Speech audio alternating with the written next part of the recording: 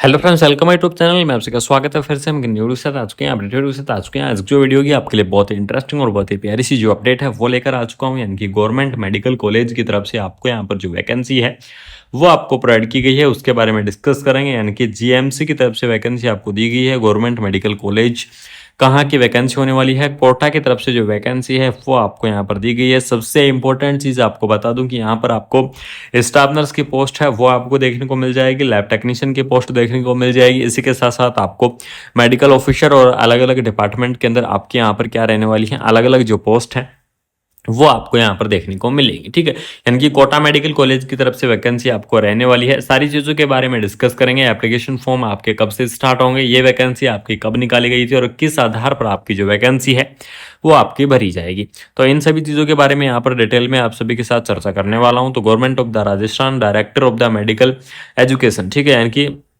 देख लीजिएगा आपका एडवर्टाइजमेंट किससे रिलेटेड है। विषय सबसे इंपॉर्टेंट चीज यहाँ पर आपको बताएंगे कि केंद्रीय परिवर्तित योजना के तहत क्या निकाला गया था, स्वीकृत पदों की सेवाओं के की जाने के संबंध में। यानी कि जो केंद्रीय परिवर्तित योजना के तहत जो भर्ती निकाली गई थी उनकी पदों की सेवाओं को लिए जाने के संबंध में ये नोटिफिकेशन है, ये आपका रिलीज किया गया था। इस नोटिस के अंदर क्या लिखा हुआ है, इस नोटिस के अंदर ये लिखा हुआ है कि जो टोटल आपके 494 पद हैं गवर्नमेंट मेडिकल कॉलेज की तरफ से जो निकाले गए पद हैं उन पदों पर क्या किया जाए, भर्ती की जाए। और भर्ती करने के लिए आपको वहां पर पदों को भरा जाए, वो किस आधार पर भरे जाएंगे उस चीज़ के बारे में भी आप सभी के साथ यहाँ पर चर्चा करने वाला हूँ। तो सबसे पहले देख लीजिएगा पोस्ट के बारे में डिटेल में बात करेंगे, कौन कौन सी आपकी पोस्ट रहने वाली है। पोस्ट का नाम देख लीजिएगा, जीएमसी यानी कि गवर्नमेंट मेडिकल कॉलेज कोटा की तरफ से, आरएनटीएमसी उदयपुर की तरफ से, एसपीएमसी बीकानेर की तरफ से और एसएमएस की तरफ जयपुर से। ठीक है, इनकी तरफ से वैकेंसी आपको दी गई है। टोटल आपको नर्स ग्रेड सेकंड की अगर मैं बात करूं तो अलग अलग के हिसाब से आपको टोटल 250 वैकेंसी आपको दी गई है नर्स की। उसके बाद में लैब टेक्नीशियन की देख लीजिएगा, अलग अलग कॉलेज के अंदर आपको कोटा, उदयपुर, बीकानेर, जयपुर, ठीक है, ये आपकी क्या रहेंगे, गवर्नमेंट मेडिकल कॉलेज रहेंगी। टोटल आपकी 13 आपकी लैब टेक्नीशियन की पोस्ट रहेंगी। असिस्टेंट रेडियोग्राफर की आपकी पोस्ट रहने वाली है, 16 आपकी असिस्टेंट रेडियोग्राफर की पोस्ट रहेंगी। उसके बाद में ईईजी टेक्नीशियन की पोस्ट रहेंगी, 3 आपकी ईईजी टेक्नीशियन की। ओटी टेक्नीशियन की आपको 23 पोस्ट आपको देखने को मिल जाएंगी। ठीक है, वार्ड बॉय की अगर मैं बात करूँ तो 120 पोस्ट आपकी क्या रहने वाली है, यहाँ पर वार्ड बॉय की आपको देखने को मिल जाएंगे। लिफ्ट अटेंडेंट की पोस्ट रहेंगी, 9 पोस्ट देखने को मिल जाएंगी। हेल्पर की आपकी 21 पोस्ट यहाँ पर रहने वाली है। ठीक है, उसके बाद यहाँ पर देख लीजिएगा मेडिकल गैस पाइपलाइन जो ऑपरेटर हैं उनकी 12 पोस्ट रहेंगी। इस प्रकार से टोटल अगर मैं बात करूँ तो आपकी 494 यानी कि 494 आपकी क्या रहेंगी, यहाँ पर आपको जो टोटल पोस्ट है वो आपको देखने को मिल जाएंगी। गवर्नमेंट मेडिकल कॉलेज की तरफ से आपकी यहाँ पर जो पोस्ट है वो आपकी रहने वाली है। यानी कि कुछ पोस्ट आपको दी गई है गवर्नमेंट मेडिकल कॉलेज कोटा की तरफ से, कुछ पोस्ट आपको दी गई है आरएनटीएमसी उदयपुर की तरफ से, कुछ पोस्ट आपको दी गई है एसपीएमसी बीकानेर की तरफ से और कुछ पोस्ट आपको एसएमएस जयपुर, एसएमसी जयपुर की तरफ से पोस्ट हैं वो आपको अवेलेबल कराई गई है। ठीक है, इन सभी पोस्टों के बारे में डिटेल में चर्चा करेंगे। सबसे पहले बात कर लेते हैं एसेंशियल क्वालिफिकेशन की कि कौन कौन कैंडिडेट इस वैकेंसीज के एलिजिबल्स रहेंगे। तो मैं अगर बात करूं नर्स ग्रेड सेकंड की, तो नर्स के लिए आपको यहाँ पर जो जीएनएम कैंडिडेट है वो इस वैकेंसी को अप्लाई कर पाएंगे। बीएससी नर्सिंग कैंडिडेट अप्लाई कर पाएंगे, post BSc nursing candidate apply करेंगे और अगर इंटरेस्टिंग है तो एमएससी नर्सिंग भी कैंडिडेट क्या कर सकते हैं, इस वैकेंसी को यहाँ पर अप्लाई कर सकते हैं। ठीक है, यानी कि नर्स की पोस्ट को डिग्री और डिप्लोमा वाले जो कैंडिडेट हैं वो इस पोस्ट को यहाँ पर अप्लाई कर पाएंगे। जीएनएम, बीएससी, पोस्ट बीएससी सभी कैंडिडेट क्या कर सकते हैं, इस वैकेंसी को अप्लाई कर सकते हैं। उसके बाद में नेक्स्ट पोस्ट की एसेंशियल क्वालिफिकेशन इनकी लैब टेक्नीशियन की अगर मैं बात करूँ तो लैब टेक्नीशियन के लिए आपको बीएमएलटी और जो डीएमएलटी वाले जो कैंडिडेट है वो कैंडिडेट क्या करेंगे, इस वैकेंसीज के लिए यहाँ पर एलिजिबल्स रहेंगे। ठीक है, यानी कि बीएमएलटी और डीएमएलटी वाले जो कैंडिडेट हैं वो इस पोस्ट को क्या करेंगे, अप्लाई करेंगे लैब टेक्नीशियन की पोस्ट को।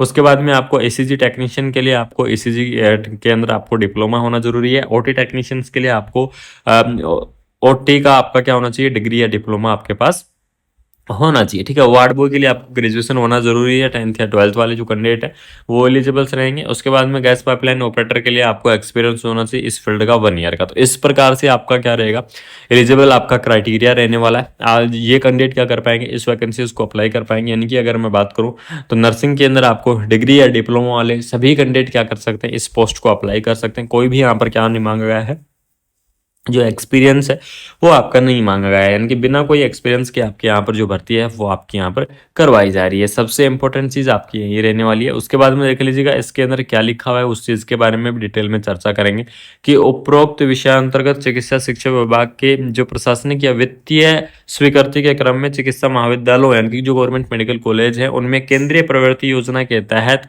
अलग अलग विभाग से आईडी संख्या आपको यहाँ पर दी गई है। 494 पदों का कार्य दिनांक तथा राजस्थान कॉन्ट्रेक्चुअल हायरलिंग सिविल पोस्ट के अनुसार इन पदों को भरे जाना चाहिए, जो कि पहले तक के लिए वित्त विभाग यानी कि ये क्या थी, वित्तीय वर्ष की क्या थी आपकी भर्ती थी, जो कि यहाँ पर क्या करवाई गई है, डिसाइड की गई थी कि 494 पदों के ऊपर आपकी भर्ती करवाई जाएगी। या तो क्या निकाला जाए, इन्हें रेगुलर कैडर के रूप में निकाला जाए, और अगर इस वैकेंसी को रेगुलर कैडर के रूप में नहीं निकालते हैं यानी कि परमानेंट के रूप में नहीं निकालते तो इनको आउटसोर्सिंग के माध्यम से कराए जाने की यहाँ पर सहमति प्रदान की गई थी। ठीक है, यानी कि यहाँ पर गवर्नमेंट के पास दोनों चांस थे इन भर्तियों को लेकर कि 494 की ये पद हैं, ये केंद्रीय जो प्रवृत्ति योजना है इनके तहत आपकी जो भर्ती है वो करवाई जाएगी। इसके अंदर या तो क्या किया जाए, इन्हें परमानेंट के रूप में निकाला जाए, इनके रेगुलर कैडर के रूप में निकाल सकते हैं। अगर आप रेगुलर कैडर के रूप में नहीं निकाल सकते हैं तो इन 494 पदों को आउटसोर्सिंग के आधार पर भरने की यहाँ पर सहमति दी गई थी, यानी कि आप कॉन्ट्रैक्ट पर भी भर सकते हैं। लेकिन यहाँ पर क्या हुआ था कि अभी ये भर्ती है वो कंप्लीट नहीं करवाई गई है, इसके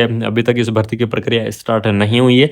तो इस भर्ती की आगामी कुछ दिनों में के अंदर प्रक्रिया है वो स्टार्ट होने वाली है। बहुत ही जल्द इस वैकेंसीज की अपकमिंग डिटेल आपको देखने को मिल जाएगी। अपकमिंग एप्लीकेशन फॉर्म भी इस वैकेंसी से रिलेटेड भरे जाएंगे और बहुत ही जल्द आपको ये चीज़ें देखने को मिल जाएंगी। सबसे इंपॉर्टेंट चीज़ आपकी यहाँ पर यही रहने वाली है, जैसे इस वैकेंसी के एप्लीकेशन फॉर्म स्टार्ट होंगे तो आपको मैं सबसे पहले प्रोवाइड करवाने की कोशिश करूंगा।